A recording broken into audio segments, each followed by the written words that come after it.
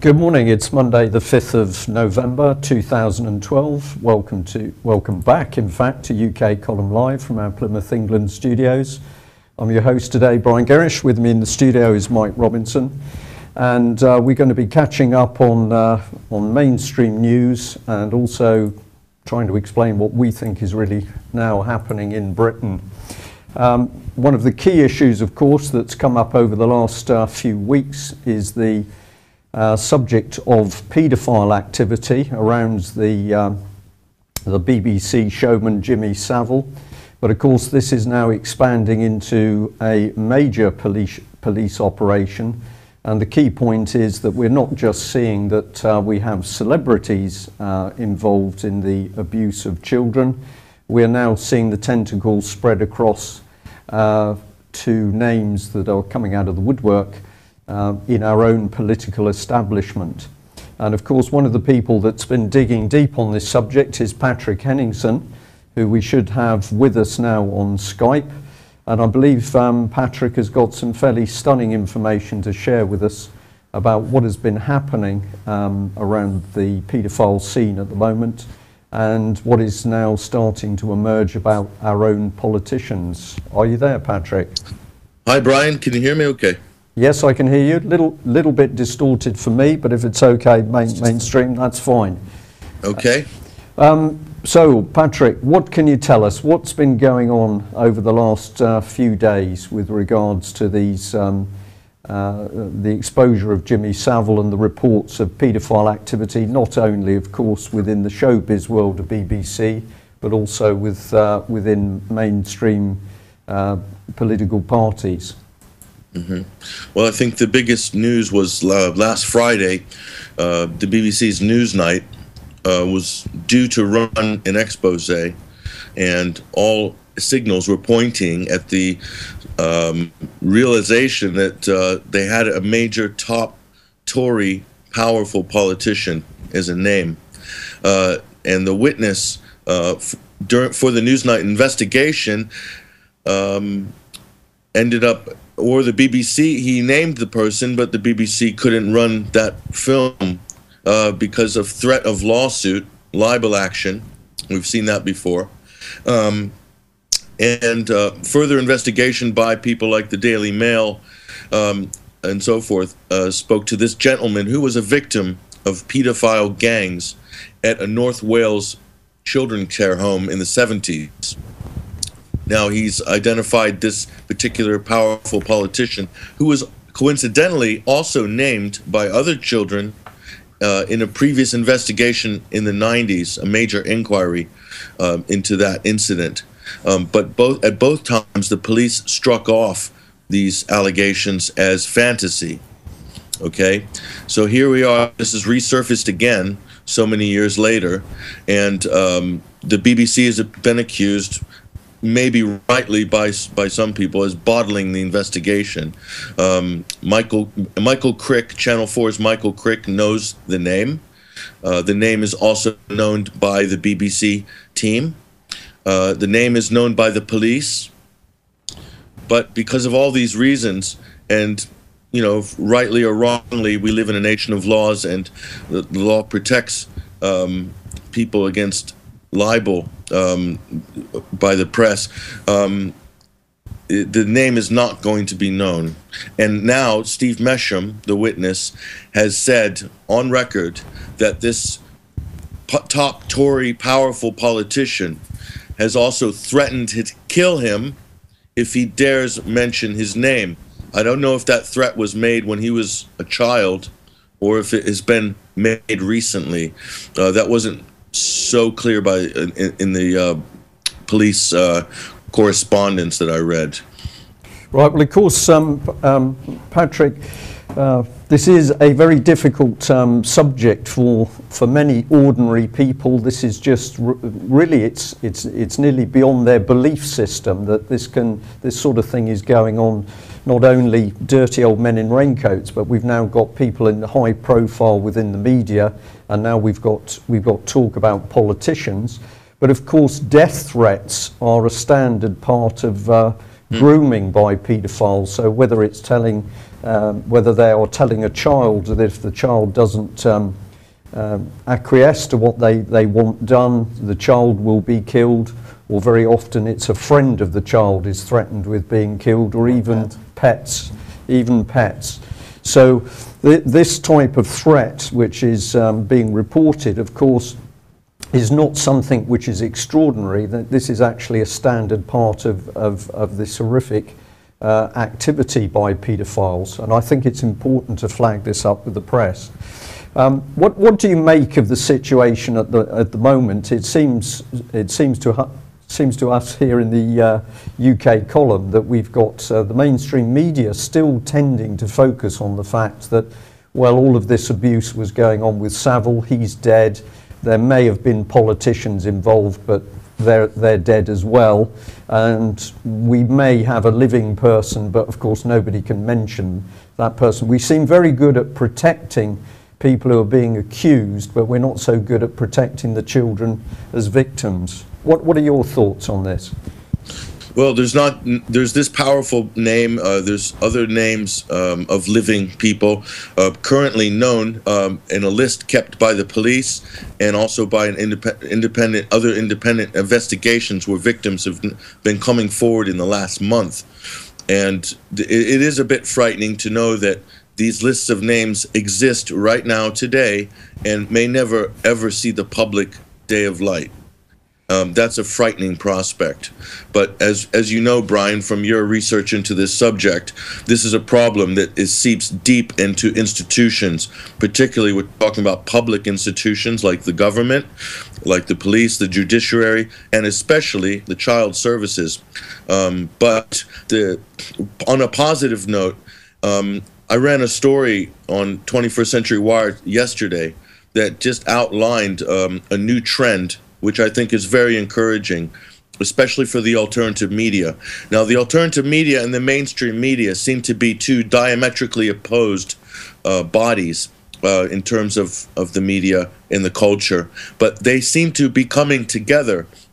And the thing that's galvanizing the mainstream media and the alternative media now, because the alternative media is having to take notice of things that have appeared first in the alternative media and the research of a lot of people, particularly Bill Maloney, for one. But just recently, the Daily Express has taken the side of my website, 21st Century Wire, and the threats it's had from the Cabinet Office for publishing related material to this subject, and also has supported David Icke's allegations, which were years ago, about Jimmy Savile and Ed Heath, and also, and that really verifies the work of Bill Maloney, who was on your show on October 11th. Now, on that interview, Brian, on this show, the UK Column Live, Bill Maloney laid out a series of statements that seemed outlandish on October 11th, and yesterday morning appeared in almost every major newspaper, and that is that Jimmy Savile had a relationship possibly with Peter Sutcliffe in Leeds, and also, you know, he was talking about other very dark and seedy aspects of this case, like necrophilia and many other details in Bill's interview. You can go encourage people to go back and listen to Bill's interview because it came out verbatim in the papers yesterday.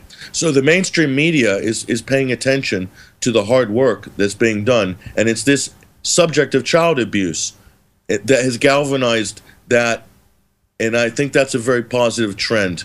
So you're saying, Patrick, that essentially we're starting to see the first signs of mainstream media, particularly the mainstream newspapers, beginning to realise that the quality of the information that's coming out on alternative media is such that they feel that they can start to work together with us to tackle this issue of the child abuse? Yeah, I think that is exactly what's happening, because there's no other issue like this. You know, people can have political opinions and divisions and differences of tribal political camps on things like war, on things like the war on terror, on other sort of scandals. But this scandal, child abuse and pedophilia, it touches home to people, and it's a common ground that breaks through all these barriers. Right. And I have to really, really compliment the writer for the Express, who also has a blog in the Daily Mail. Her name is Sonia Poulton, and I encourage people to Google her. She wrote a very powerful article last week in the Express, and which takes what appears to me, this is the first time I've seen an unwavering stance laid down with a hammer. That she said we should not expect anything less than total eradication of institutional pedophilia in this country, and I applaud her for that, and I think other people should. There are good people out there in the mainstream press who do have strong ethics and values, and are not just chasing the latest ambulance or story of the day. That really have strong fundamental principles that can create common ground throughout society. It's really important that we take this issue very seriously and not just as a passing news fad. And it's not, Jimmy Savile is the tip of a massive iceberg. That's what Bill Maloney was saying. That's what David Icke was saying. That's what a lot of people in the alternative media were saying long before the mainstream press had managed to get their head around the depths of depravity surrounding this particular pedophile fixer, this particular pimp known as Jimmy Savile. Well, Patrick, thank you for that. So that there's no misunderstanding for our audience, it's the view of the UK column team that paedophilia is the control mechanism by which our senior politicians, members of the police force, and in some cases the judiciary are being controlled. So as we see this political agenda unfolding of the dismantling of this country, these people are being controlled by the fact that their activities in paedophilia, this is being held over them. I'm just going to call up briefly three slides here. We've taken some reports from the Daily Mirror. This one is commenting, of course, on the fact that the BBC is now being faced with 29 sex assault claims.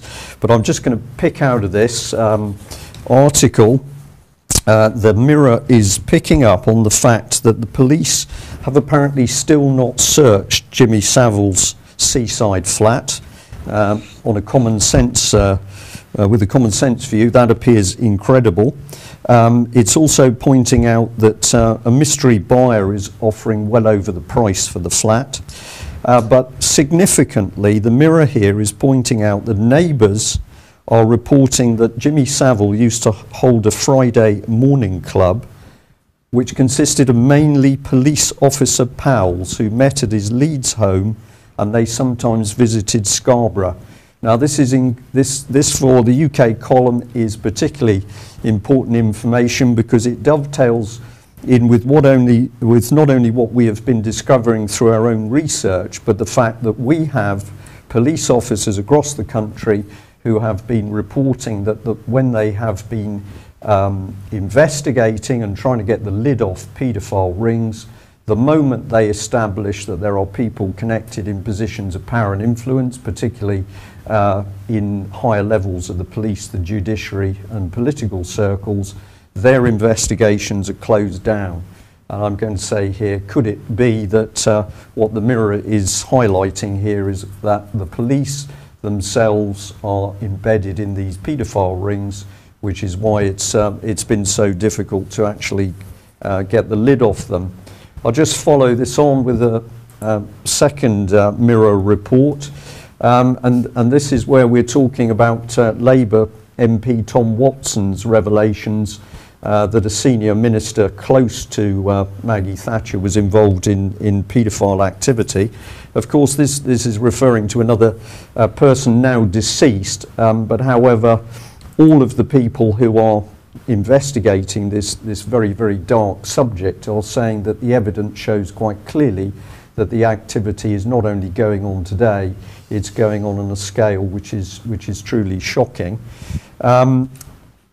finally, just on this subject, we've got here, I think it's the Children's Commissioner in Wales is calling for an inquiry. It's quite interesting that slowly but surely this stuff is starting to expand into the mainstream press. And what I believe is going on is that people who've been controlled in the media up to now, they've learned a little bit, they've tried to publish stories, and then the editorial board are pulling it due to pressure from elsewhere. I think these people are beginning to come to the fore, and the same is beginning to happen with the police. But ultimately, if, as we believe, we're in the situation where senior British political people are involved in paedophile rings, and indeed paedophilia is being used to control the political activities of British politicians, this country is in a very, very serious situation unless we get to grips with it. Patrick, two things. One, we hope you'll join us on Thursday. And second one is, what would you say, what would your view be on dealing with this issue of what's going on in the country around the abuse of children? What should we be doing, do you think? Well, I think it's a huge, people need to first come to grips and realize that this is a massive, massive institutional problem, and also to realize the reality that the child care industry, and it is an industry, and it's been an industrial farming industry regarding making vulnerable children available to predators and organized gangs of pedophiles at a very high price. Now, the cost of keeping a child in care in this country would be around £200,000 per year. That's a way in excess of the cost of a prisoner in Belmarsh at £30,000 a year. Okay, so it's a massive industry, such a big industry, in fact, that major investment banks and banks in this country are looking to acquire and invest in these child care homes because they're such profitable assets. So this puts the level of corruption so deep and so pervasive that if it's not looked into and perhaps completely overhauled, that this problem will continue to go on even after a line is drawn under a few dead convictions like Jimmy Savile, or perhaps another name that has been mentioned around is Sir Peter Morrison, and there's tons and tons of names. And the other thing I'm going to ask for, and I think this is very important, I'm going to call for, I would like the UK column also perhaps to consider calling for the lifting of the D notices that were slapped on by Tony Blair in 2002 under the guise of national security during Operation Orr, the transatlantic pedophile sweep conducted by the US and Britain. Now, some big names came up, and Tony Blair slapped a D notice on all of them for 100 years for national security. And his justification was, we're about to engage in a run-up with a war with Iraq, therefore this can't be put into the public arena at this time. Now, I think we can all agree that the Iraq war situation is no longer on, and this national security notice used by the Blair administration is irrelevant and has expired. And it is in the public interest for people to know who these people are, because this is a real national security issue, Brian. Yep. Is that there could be members of government who are blackmailable by foreign interests. Okay, and that is something that is should be of concern to Britain. And Britain can be hamstrung if there are people in politics, in government, in high positions that are blackmailable because of their involvement in organized pedophile activity. And that's something I think we should consider. I don't think that's out of the realms of making a reasonable suggestion. So some people might disagree with me, but I believe that this is important. Well, I'm going to say some people may disagree with you, Patrick. I agree with you 100%. And we are very happy to state on air this morning, we've said it in other places, but we'll do it again this morning, that it is our opinion from our own research, plus the information we're getting from a wide range of people, that we are now seeing British political policy controlled by the use of not just the whip system to pull people into line, but in fact the key players are doing what they're doing because they are absolutely part of this paedophile situation. So my belief is that if we can encourage the police to do what they really should be doing and not to succumb to the close down on investigations, which has been seen repeatedly across the country, that if good policemen will stick with it, we will start to see the lid coming off this paedophile activities at the highest levels of the British establishment and government. And I think this is going to go a long way to starting to explain how we have got policy being made on a whole range of issues in this country which just does not make common sense to ordinary people. These people are being blackmailed. I certainly believe that's the case. Patrick, if we can ask you to stay with us if you've got the time while we carry on through some other topics, and we'll invite you to comment if you're able to do that. Can you stay with us? Brian? Yeah. Okay, that's excellent. Well, I'm going to move on here to this subject, which ties in very nicely. The UK column put out an alert about a week ago for a lady called Holly Barker. This lady had been desperately trying to protect her child from abuse, and we've known Holly for some time, but roughly a week ago Holly called us very, very frightened because she had been sectioned, and in a number of telephone calls with her we have had the traumatic experience of hearing this very frightened lady being sectioned, being put into a psychiatric ward at Warnford Hospital, Oxford, and we are now very sure that actually she's being forcibly medicated. What is this mother's crime? Her crime is to have tried to protect her child from abuse, and of course in doing that this mother was starting to lift the lid on what she believed was a paedophile ring operating within Oxford. Now, interestingly enough, the UK column for a number of months, well, I think it's over a year now, in fact, has been reporting on very, very serious physical and sexual abuse at Oxford and Cherwell Valley College. This is on the doorstep of David Cameron's constituency, and despite all of the evidence put forward by students at that college and members of staff, absolutely no full investigation has taken place by the local Child Safeguarding Board or indeed Thames Valley Police.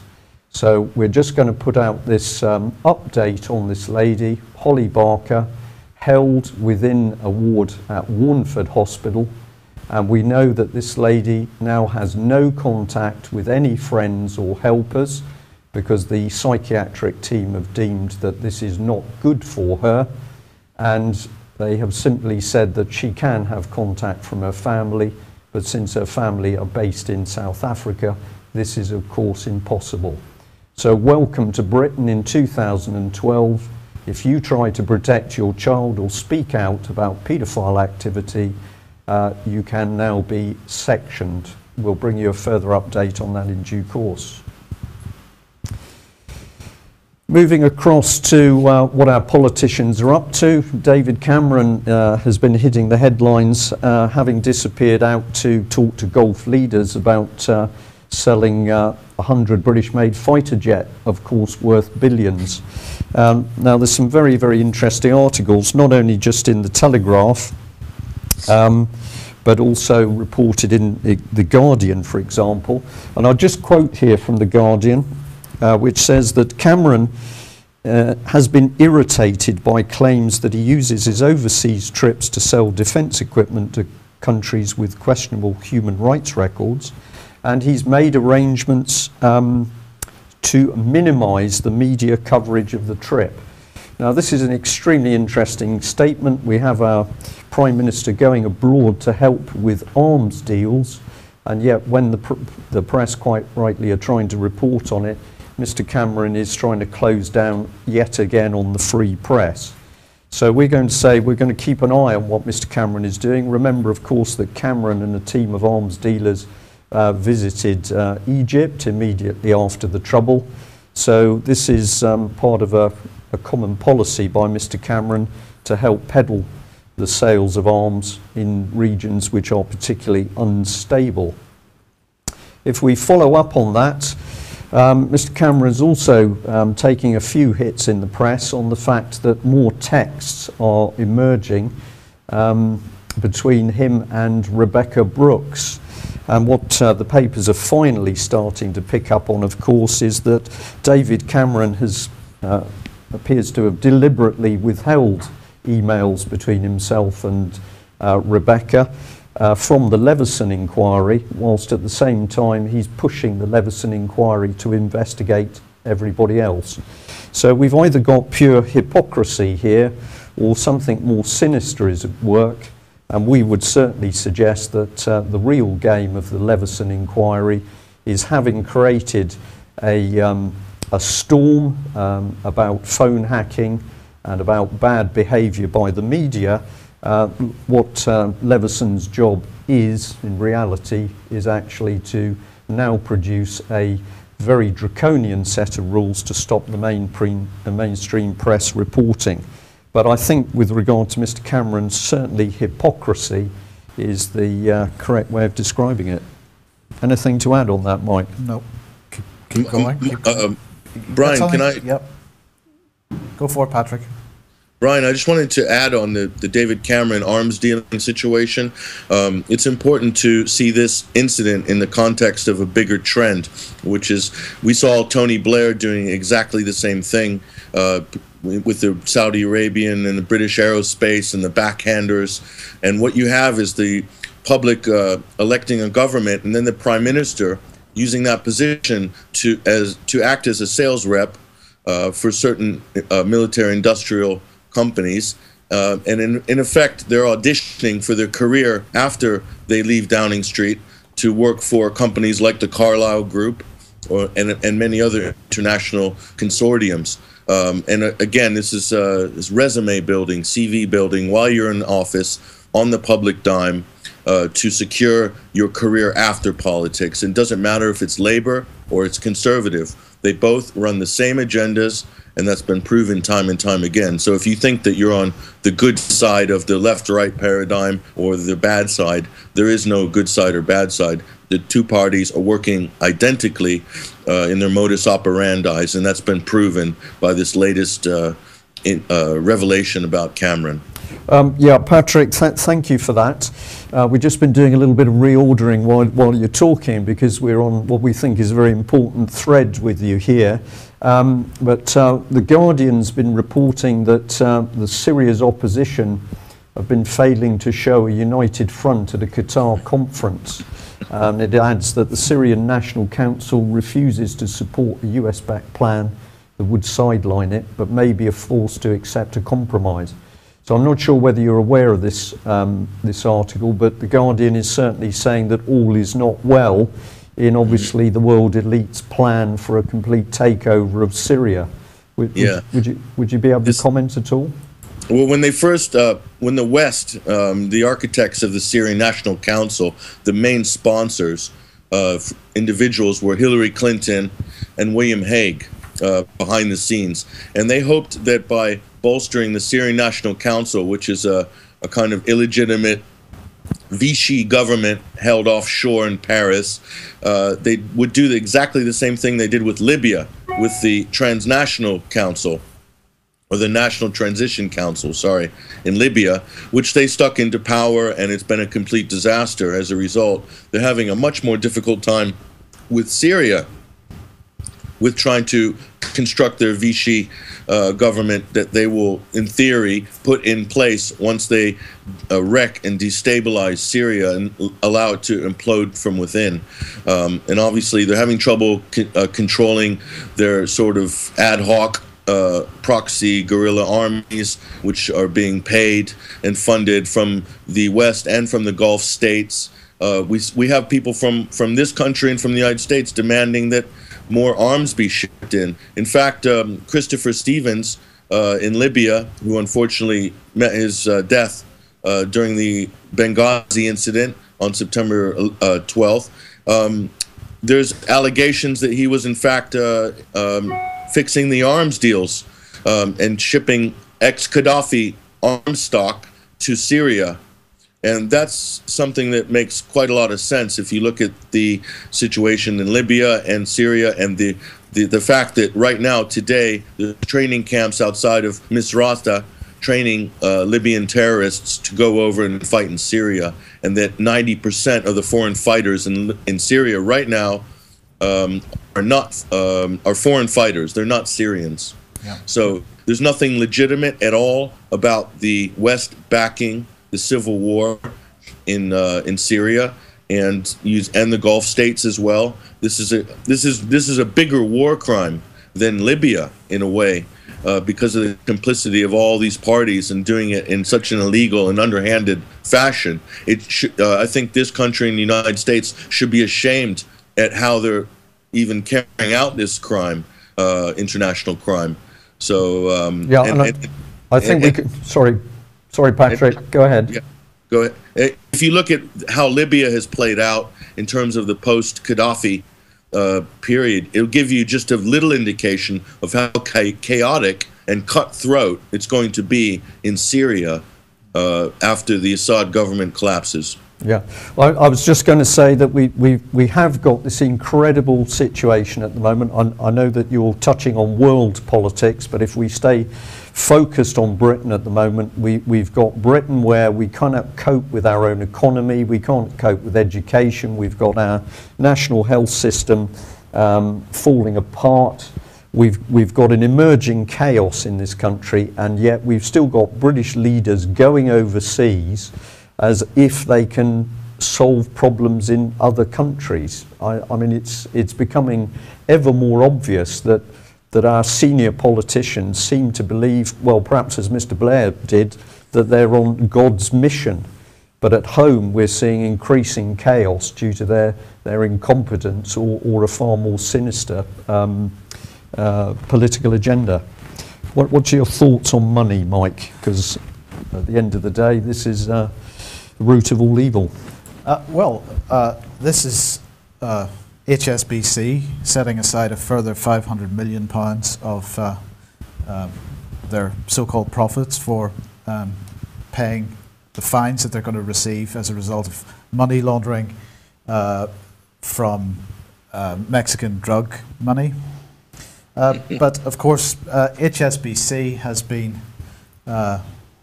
at the centre of drugs money laundering for 200 or 300 years now. The British Empire, which was the British East India Company, used the opium trade. We fought 2 wars in China over the opium trade. This is a fundamental part of our British history, and certainly since the Glorious Revolution. It's a fundamental part of the establishment, the elites of Britain for 200 or 300 years. And the HSBC, which is set up as the Hong Kong Shanghai Banking Corporation, was centrally involved in the Chinese opium trade, certainly since the end of the 18th century. Yeah. The key figures that set up that were working in the British East India Company at the time, the likes of Thomas Malthus, who we know was a eugenicist, Adam Smith, the economist that everybody reveres these days. But another key figure was Jeremy Bentham, who is considered by the Liberal Democrat Party to be absolutely a primary source of liberal thought. Jeremy Bentham, he's considered a gay icon because he wrote a book called In Defense of Pederasty, and we're getting back into children again. Yeah. This primary source of liberal thought was also proposing that prisons should be set up so that criminals, what he called the indigent and the retarded, and their children should be in prisons, forced labour. Yeah.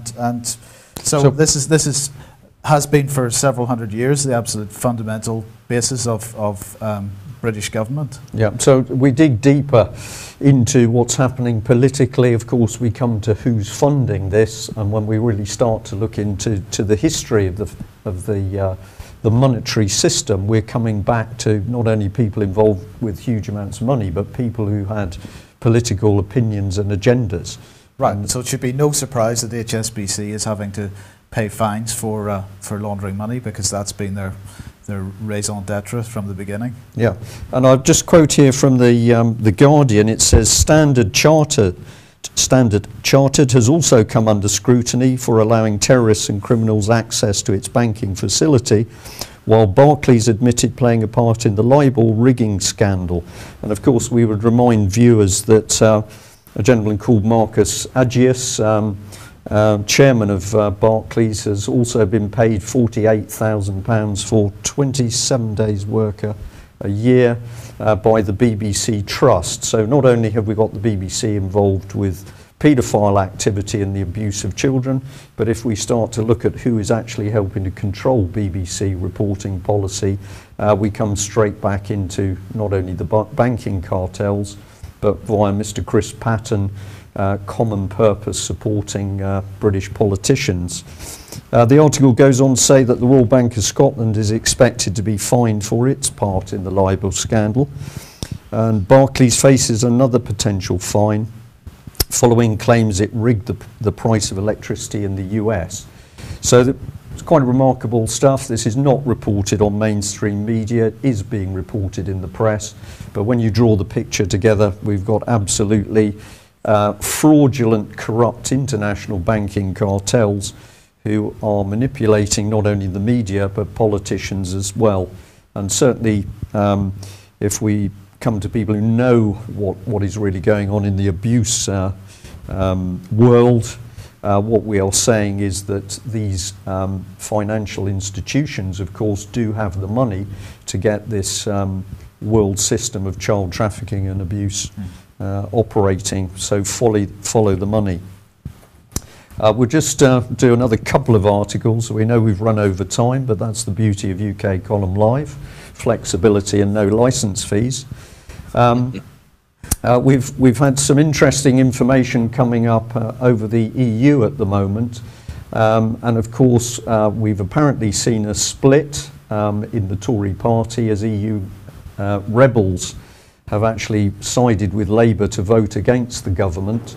Now this seems to be a very extraordinary situation, because rebels sided with Labour and in particular Ed Balls.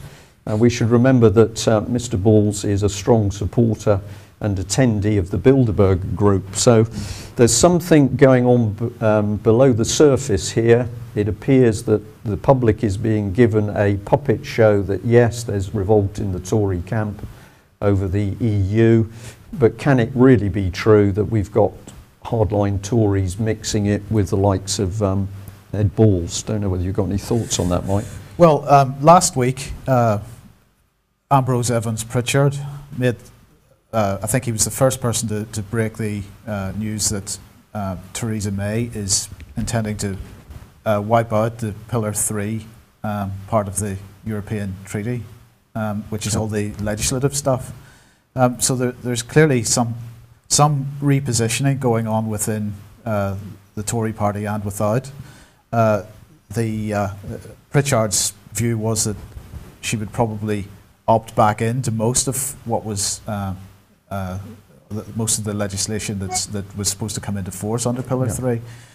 So it remains to be seen exactly how that's going to play out, but there's clearly some repositioning going on. It's going to be interesting to watch. Yeah, well, perhaps we can just put a bit more emphasis on this for viewers and listeners, because of course what David Cameron and his colleagues are doing is are giving more and more public money to the EU. The EU, after 17 years, has still not got fully audited accounts, accounts that are signed off. So effectively, British public money is being given into the hands of an organisation which cannot account for that money. If this was happening at a local council level, this would be malfeasance in public office, which is a criminal offence. So could it be that the British Prime Minister and his colleagues are also now engaged in criminal activity by giving away public funds to the EU? We wait to see how that develops. Final story here relates to the subject of police commissioners. And of course, we've seen great turbulence in the police over recent years. We have the extraordinary position where the Association of Chief Police Officers, as a private company, are setting police policy. But we've now got additional turbulence with the vote on police and crime commissioners. And the Telegraph here is pointing out that just 1 in 7 people may vote for these so-called new police watchdog people. But of course the truth of the matter is that in many areas there's been great suspicion over the quality of the candidates, or indeed their political leanings, with one candidate actually being financed from the US. What is interesting with the Telegraph article here is that one of the comments about people voting for this system has come from a member of ACPO, and that's the Chief Constable of Thames Valley Police, Sarah Thornton. And we would like to highlight that this is the very same lady who was head of Thames Valley Police, has absolutely refused to undertake a full and proper inquiry into the abuse of young teenagers at Oxford and Cherwell Valley College.